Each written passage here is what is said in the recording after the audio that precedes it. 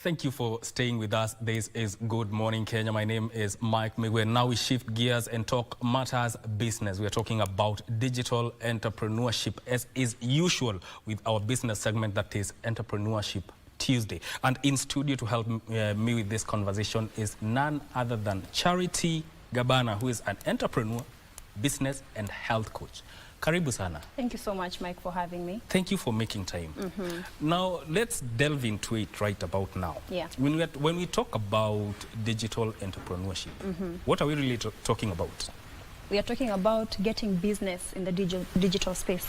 Yeah, and doing business in the digital space. Doing business in the digital space. Yes. Are there things that a person who wants to get into digital business may consider? Yeah. There are a couple of things you need to consider.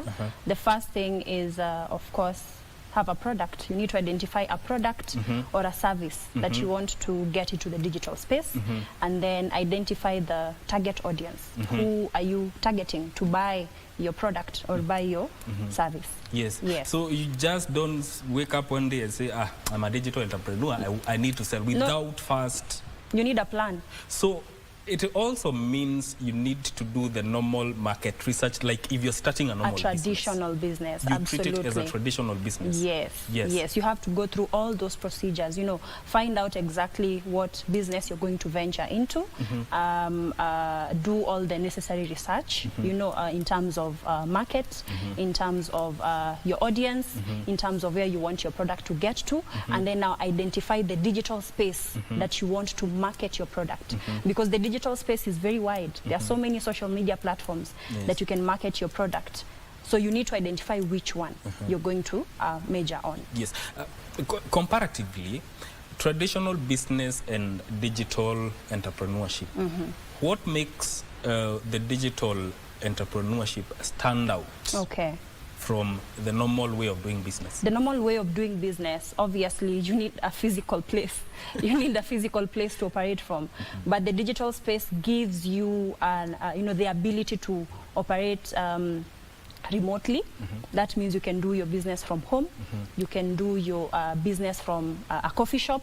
So it gives you that flexibility and also gives you a bigger avenue to reach out to a bigger audience rather than just, you know, depending on the traditional way of marketing your business or getting customers. You see, the traditional way, your shop is just situated in one place. So that means you'll be serving people around that area.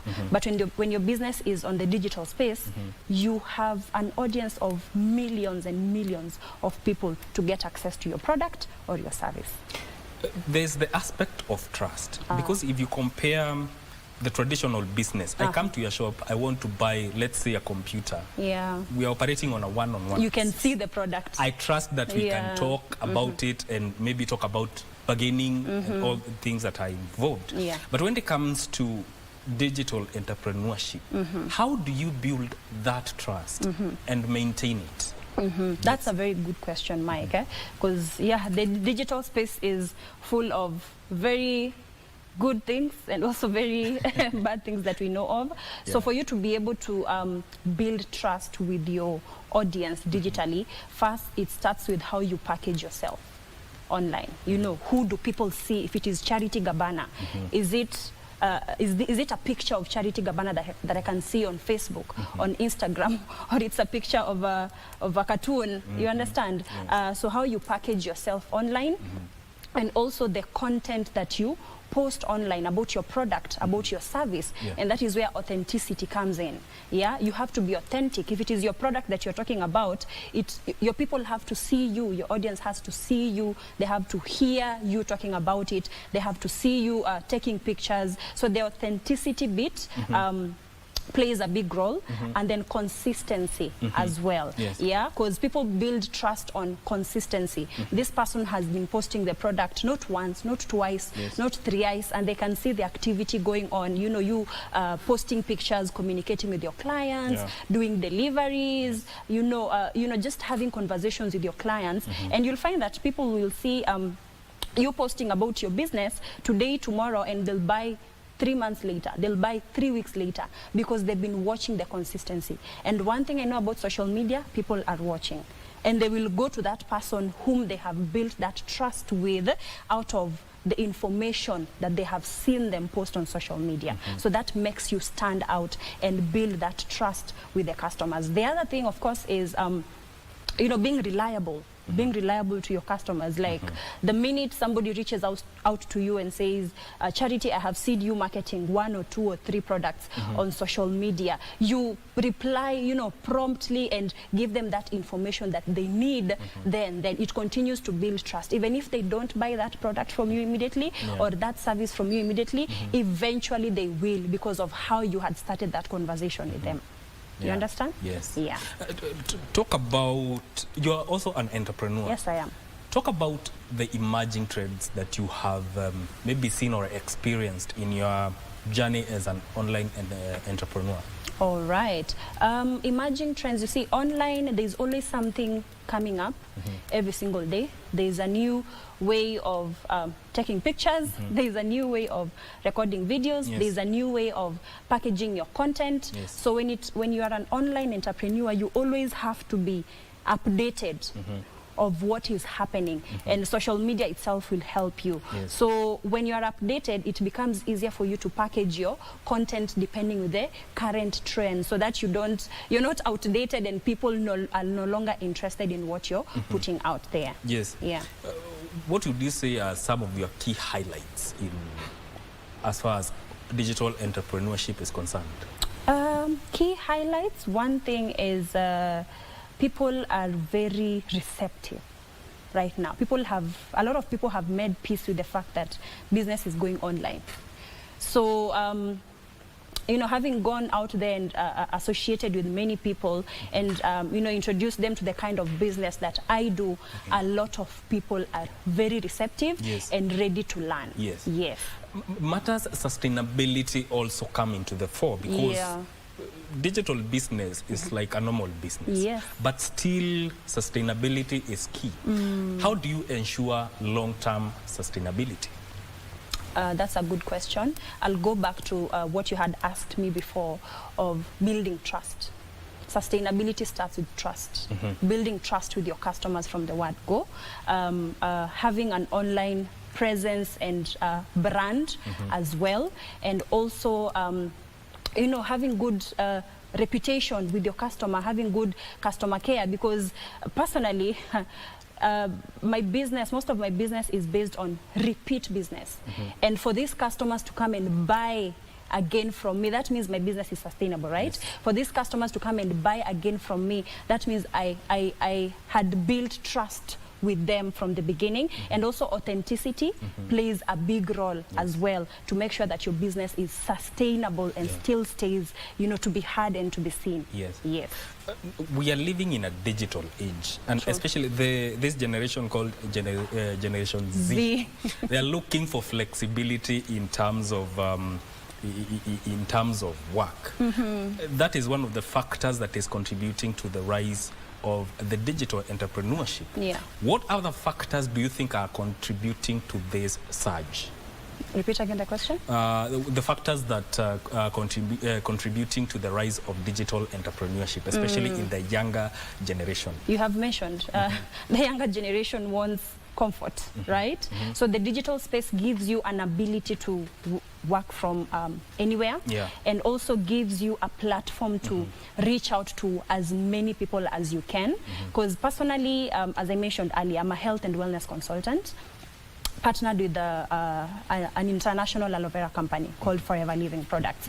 So we distribute a wide range of products, and I can market my products in over 160 countries at the comfort of my home.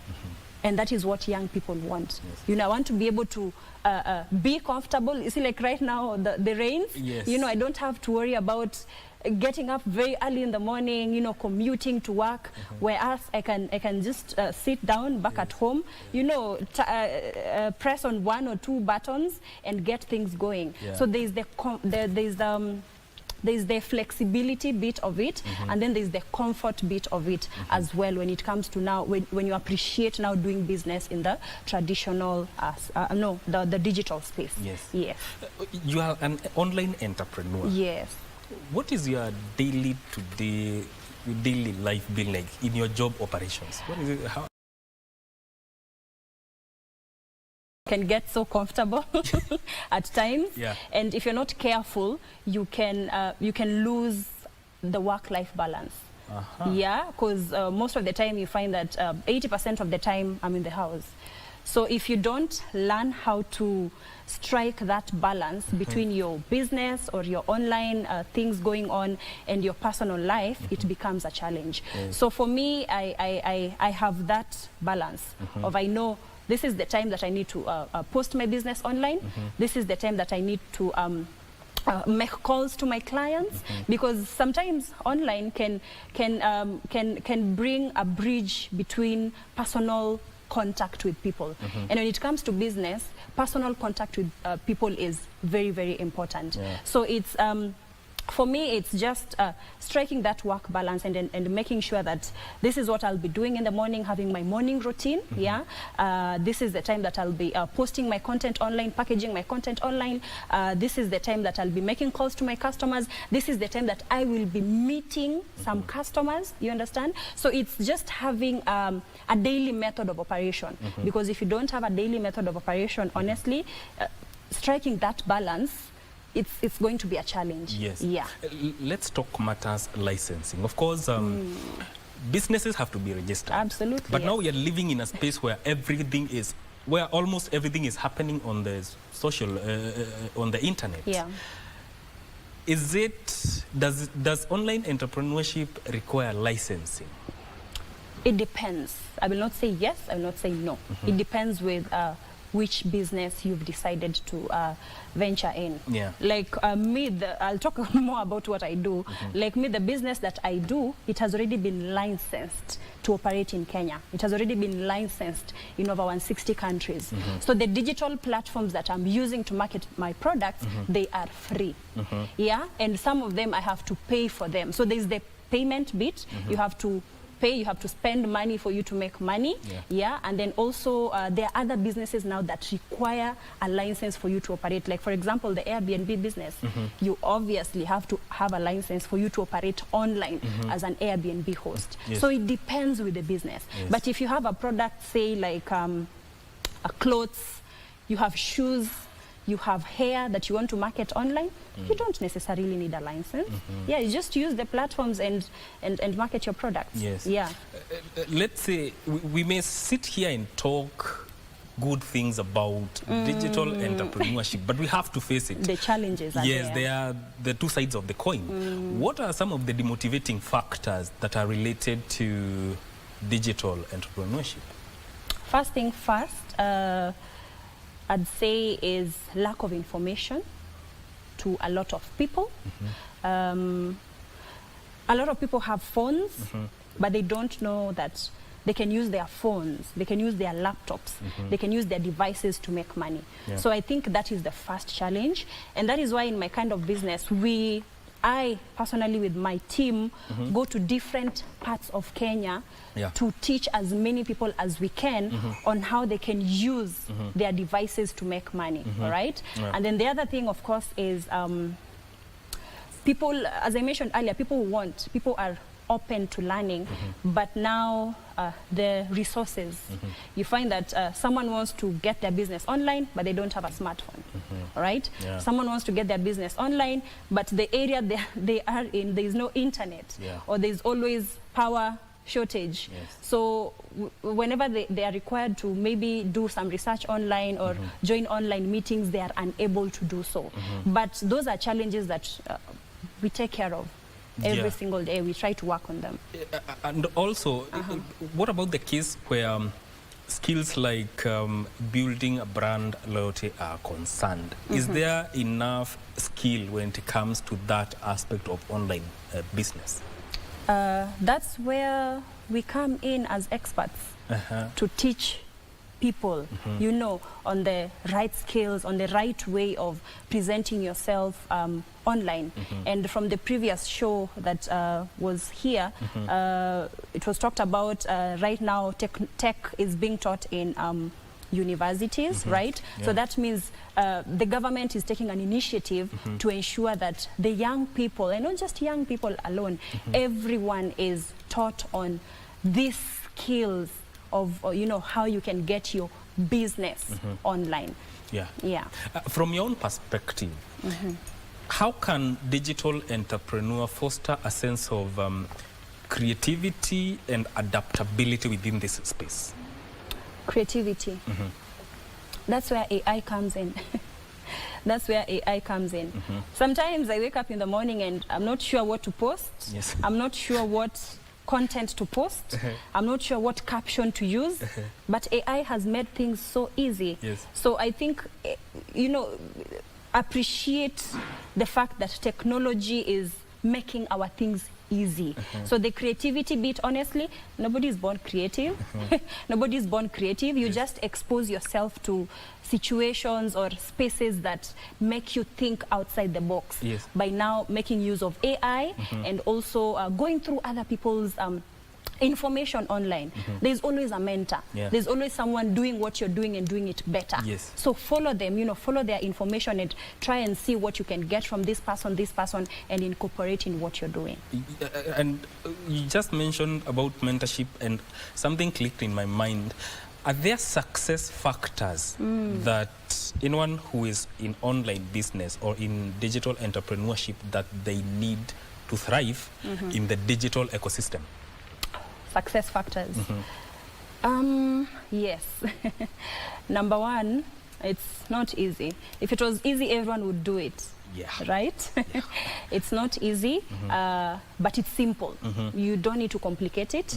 And then purpose on improving yourself every single day, purpose on learning a new skill every single day, purpose on learning a new application that you can use to edit your videos, to create content. Also, some skills you'll actually learn while you are in the game, like consistency, persistency, you know, hard work. So yes, those are some factors, but some skills you get to learn when you are in the game. In terms of scalability, because if you're doing online business, let me use you an example. You are an online entrepreneur. Are there funding options that are available for a person who wants to scale their online business? Funding options. Yes, there are funding options. Banks give out loans. There are credit organizations that give out loans. So, and you can always borrow from someone. When you get a business idea and or someone introduces you to a business idea and they tell you you need 10,000, you need 20,000 Kenya shillings.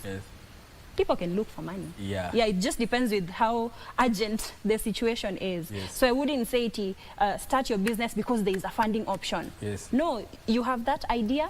Look for ways to make it happen. Even if you'll not be funded by the bank, you'll not find a way of getting that money because I know people can do it. Well, from your experience as an online entrepreneur, does it get monotonous? Looking at doing the same thing, business from home, does it get monotonous? It gets monotonous when you don't have passion for it. When you have passion for it, it does not get monotonous. And as I mentioned earlier, strike that work balance. There is time for work. There is time for staying behind your, your laptop and your phone. There's time to hang out with your friends. There's time to hang out with your family. There's time for leisure activities. So it's just striking that balance. And when you have passion for it, that's why I mentioned earlier that you need to identify what you're good at, and you need to identify the good or service that you're going to offer. Once you have passion for it, I don't think it gets monotonous. How can, let's say, a person who has a normal business, traditional brick and mortar shop, how can they capitalize on social media as we come to a close and reach new customers? By being creative. By being creative, and you don't have to overthink. You know, the problem with us, why a lot of people don't execute things, is because they overthink. And when you start thinking, you find all the reasons not to do it. Yes. Okay? You don't find reasons to do it.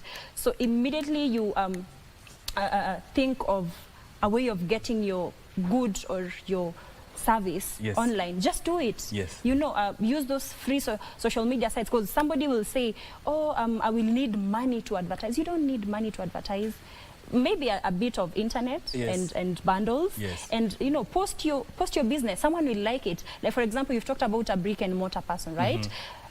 Take a picture, take a video while you're doing it, post it on social media. Someone who needs bricks on wholesale might be interested by the content that you have posted, and you're likely to get a deal. You understand? Yes. So it's just executing ideas immediately they come into your head, yes. not overthinking about them. Yes. And right now, people need to embrace social media, yes. because if your business is not on social media right now, it is slowly being phased out of the market. So don't just say, oh, I'm a brick person, yes. I'm a mama mboga. Yes. Even if you're a mama mboga, yeah. take a picture while you're doing, you just never know. Put yourself out there. Put yourself out there, let people see you, let people hear you, be seen and be heard. Because you never know opportunities that will come by as you're doing what you're doing that you think maybe is boring. Yes. You understand? In 30 seconds, yeah. how can one join your company? And I want you to give your parting shots. Okay. Yes. My business is on the digital space, right? I am seen and heard on the digital space. Yeah. So my name is Charity Gabana, on all social media platforms, yeah. Facebook, Instagram, TikTok right now, which is quite fun. Yes. And people are making a lot of money on TikTok and YouTube as well. So reach out to me on the social media platforms. And joining my business is absolutely free. And mentorship and coaching is assured, as long as you are self-driven, and you have a goal, because having a goal is very important. Because I can show you the business opportunity, but if you don't have a goal, you don't have something specific you want to achieve, it yeah. becomes a challenge. Yes. So yeah, reach out to me on my social media platforms, and yeah, I'll be able to mentor you and coach you through how to join in as a distributor and in Forever Living products, and also build a digital space for your brand, for your products, yes. in the online space. Yes. Yes. Your final word. 2 seconds. Final word. Final word. Yes. Just do it. I'll use the Nike tagline. Yes. Just do it. Yes. If you have that business idea, just do it. Get it online. If you have your social media platforms, just use them. Use them to make money. Because on a daily basis, we scroll down on social media, but we don't get paid.